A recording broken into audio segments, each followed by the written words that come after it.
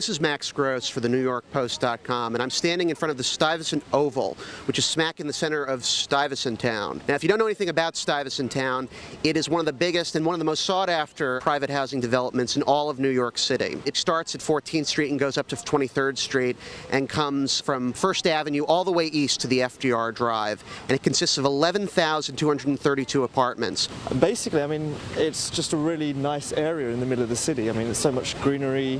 It's kind of chilled out. It's almost like being on a campus.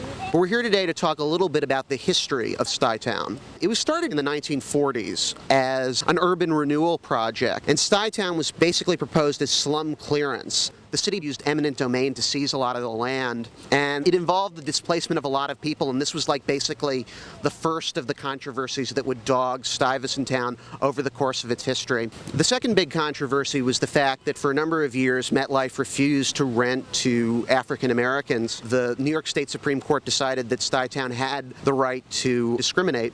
It was a few years before minorities started moving in, but today it is one of the most diverse communities in all of Manhattan. About 70% of the apartments now are still rent regulated. The fact that the apartments were so cheap made it pretty profitable to get tenants out, and over the last few years, literally hundreds of rent-stabilized leases have been challenged.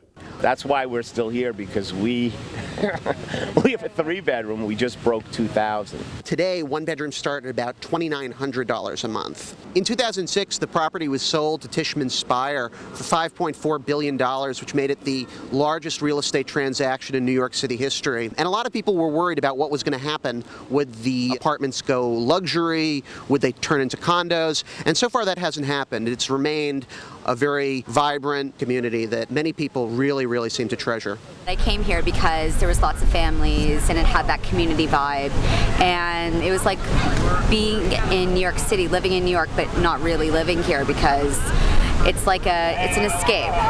For the NewYorkPost.com, I'm Max Gross.